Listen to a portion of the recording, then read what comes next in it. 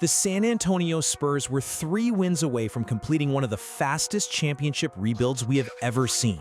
Think about that. A year after winning only 34 games, this young Spurs team exploded to 62 wins, marched through the Western Conference, knocked off the defending champion Oklahoma City Thunder in an unbelievable 7-game Western Conference Finals, and suddenly found themselves playing for an NBA championship. And then, everything fell apart. They didn't just lose to the New York Knicks, they experienced the type of loss that can stay with a team for an entire summer. San Antonio led for roughly 72% of the minutes played during the NBA Finals, yet somehow lost the series 4-1. They blew multiple double-digit leads, including an unbelievable 29-point advantage in Game 4, before New York eventually finished them off in Game 5. That wasn't just a finals loss, that was a lesson. And now the question becomes, what happens when one of the youngest teams in basketball gets embarrassed on the biggest stage, spends an entire summer thinking about it, and then comes back better? Because the Spurs didn't panic, they didn't blow up the roster, they didn't make some desperate superstar trade. Instead, they kept the core together, added Tobias Harris, brought back important veterans, extended Victor Wembanyama and Julian Champagnie, and added another intriguing rookie class. So I'm asking the question right now, are we about to witness the San Antonio Spurs revenge season? And even more importantly, can San Antonio do something no NBA team has done since the Golden State Warriors in 2019, make consecutive NBA Finals appearances? Because by the end of this video, I'm giving you my win prediction, where I think they'll finish in the Western Conference, and whether I believe the Spurs are going back to the NBA Finals. Let's talk about it. Last season changed the expectations. Before we even discuss next season, we have to understand how dramatically expectations have changed. The Spurs aren't the cute young team anymore. They're not the rebuilding team everyone is patiently waiting on. They're not simply hoping Stephon Castle improves. They're not waiting 3 years for Dylan Harper. They're not wondering whether Victor Wembanyama can eventually become one of the best players in basketball. That conversation is over.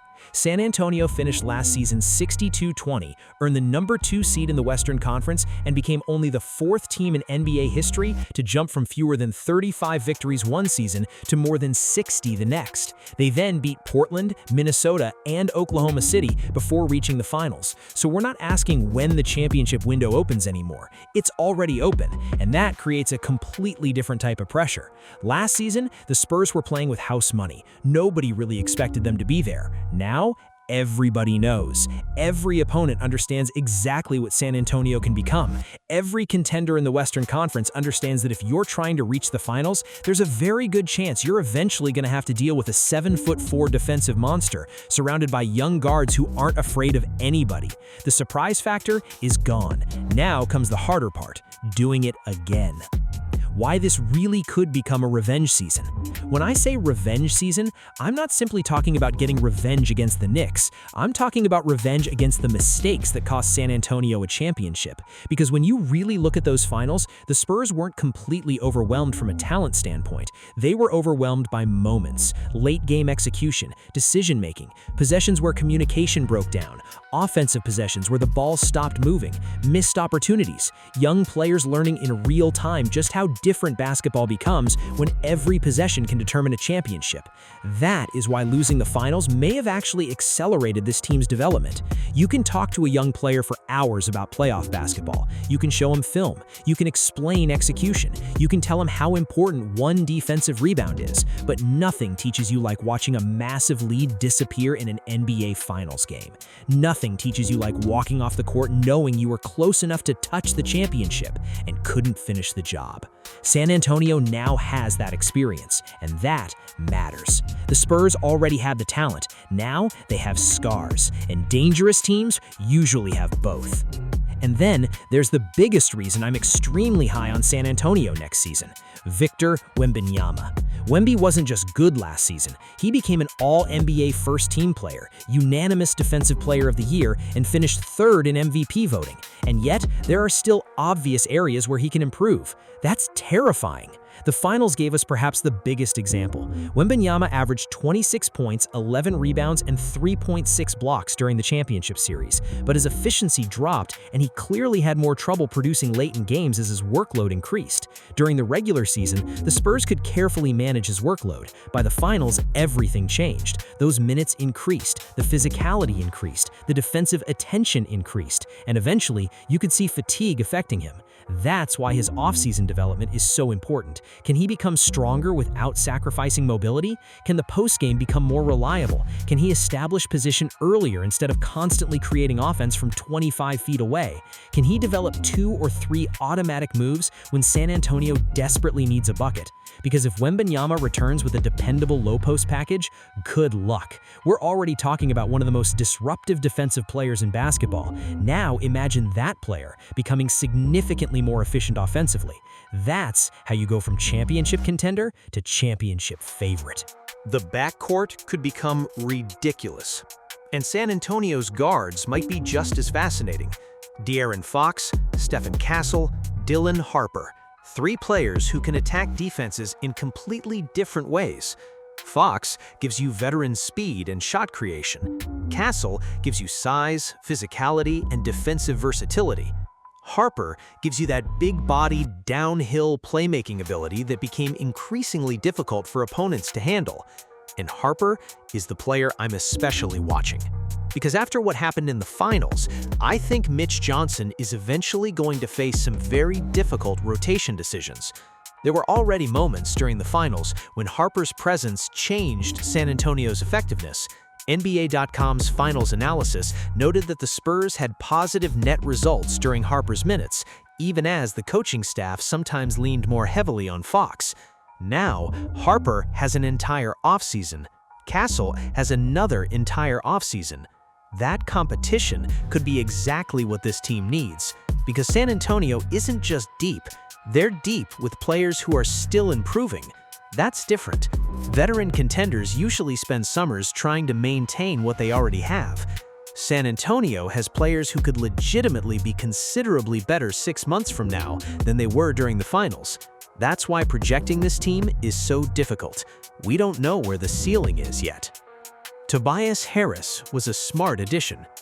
Then, you add Tobias Harris. The Spurs agreed to a 2-year, $31 million deal with Harris after he averaged 13.3 points and 5.1 rebounds with Detroit last season. Is Tobias Harris coming to San Antonio to become a superstar? Absolutely not. They don't need that. They need size, experience, spacing, a forward who understands NBA basketball, someone who doesn't need 20 shots every night, someone capable of helping stabilize possessions when everything gets chaotic. That's the type of addition championship teams make. The exciting move isn't always the right move. Sometimes the right move is adding a veteran who fills weaknesses without changing the identity of your team. And San Antonio also retained Harrison Barnes, Julian Champagnie, and Jordan McLaughlin while agreeing to the massive extension that keeps Wembanyama tied to the franchise long-term.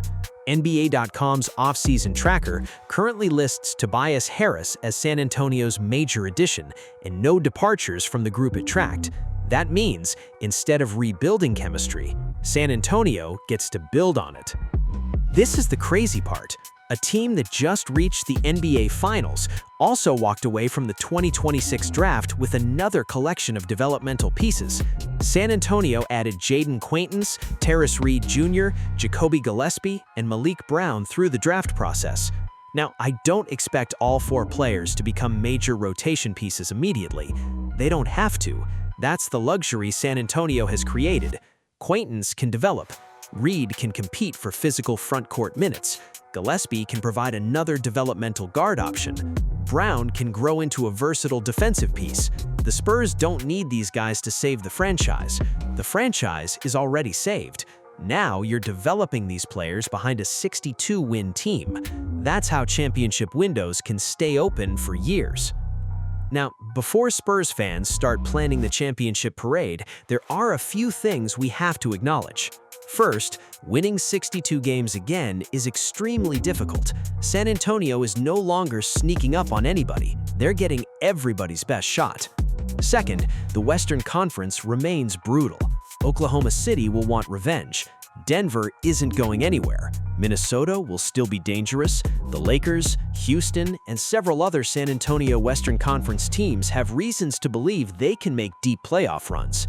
Even NBA.com's analysis following the finals specifically pointed toward OKC, Denver, the Lakers, Houston, and Minnesota among the teams positioned to challenge San Antonio's return. Third, health matters. Wembanyama just experienced the longest season of his NBA career. San Antonio has to balance chasing a top seed with making sure he's physically ready in April, May, and potentially June. I would much rather have Wemby completely healthy with 58 wins than exhausted with 65.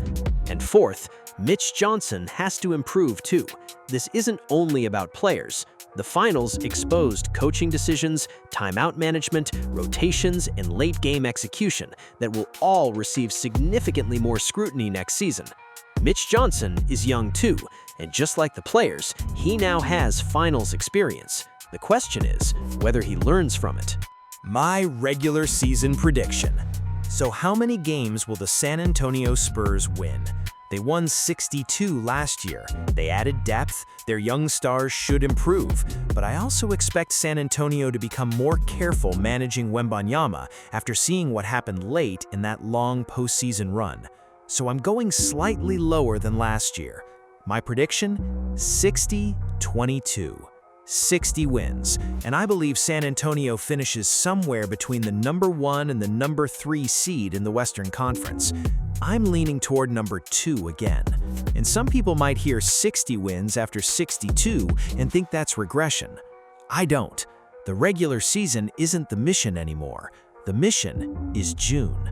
If San Antonio wins 60 games while arriving in the playoffs healthier, deeper, and more experienced than they were last season, that's improvement. Will the Spurs actually return to the NBA Finals? And now we've reached the big question. Do I believe San Antonio can make consecutive finals appearances? Remember how difficult that has become. Golden State reached the 2019 NBA Finals for its 5th consecutive appearance, and the finals participants have changed every season since then. We've entered an era of incredible parity. Great teams don't automatically return. One injury can change everything. One horrible matchup can change everything. One 7-game series can end an entire season, which means predicting anybody to return to the finals is risky. But I'm doing it anyway. Yes, I have the San Antonio Spurs returning to the NBA Finals in 2027. Not because I'm assuming everything goes perfectly, because I believe last year's version of San Antonio was already good enough to get there, and next year's version should be better. Castle should be better. Harper should be better. Wembanyama should be better. The coaching staff should be better. Their late-game execution should be better. They added Harris. They retained important contributors. And most importantly, they now understand exactly what championship basketball feels like. My prediction is 60-22, a top 2 seed in the Western Conference, and another trip to the NBA Finals. And I'm going one step further. I think they finish the job. I think San Antonio wins the 2027 NBA Championship. Because sometimes teams have to lose one before they're ready to win one. Spurs fans should understand that better than almost anybody. This franchise lost the 2013 NBA Finals in absolutely heartbreaking fashion, then came back the following season and produced one of the most dominant championship performances we've ever seen. I'm not saying history will repeat itself exactly, but I do believe the mentality could. Last season was discovery. They discovered how talented they were. They discovered they could win 60-plus games. They discovered they could eliminate championship teams. They discovered they could reach the NBA Finals years earlier than most people expected. But they also discovered something painful. Getting there isn't enough. Next season isn't about proving the Spurs have arrived. They already did that. Next season is about proving they learned how to finish. My final thoughts. So when training camp opens and everybody starts talking about expectations for the San Antonio Spurs, remember this. This isn't another rebuilding season, this isn't another developmental season, and this isn't another year where simply making the playoffs counts as success. Those days are gone. Victor Wembanyama has arrived, the young core has arrived, the Spurs have experienced the NBA Finals. Now, the pressure begins. Every blown lead will be examined, every rotation decision will be debated, every matchup against Oklahoma City, New York, Denver, and the other contenders will feel different because San Antonio isn't chasing respect anymore, they're chasing something much bigger. And maybe that finals loss was exactly what this group needed. Maybe blowing those leads created the hunger. Maybe watching New York celebrate created the motivation. Maybe spending an entire summer knowing just how close they were creates a different version of this team. Because sometimes the most dangerous team in basketball isn't the defending champion. Sometimes it's the young team that got close enough to see the trophy and then had to watch somebody else lift it. The Spurs know what that feels like now, and if I'm right, they're about to spend the entire 2026-27 season making sure they never have to feel it again. My prediction? 60 wins, top 2 seed, back-to-back NBA Finals appearances, and this time, the San Antonio Spurs finish the job. This could be the revenge season, and the rest of the NBA better be ready. So, what's your record prediction for next season? Do you think they will make it back to the finals? Let me know in the comments below. Thanks for watching, and I'll catch you guys in the next one.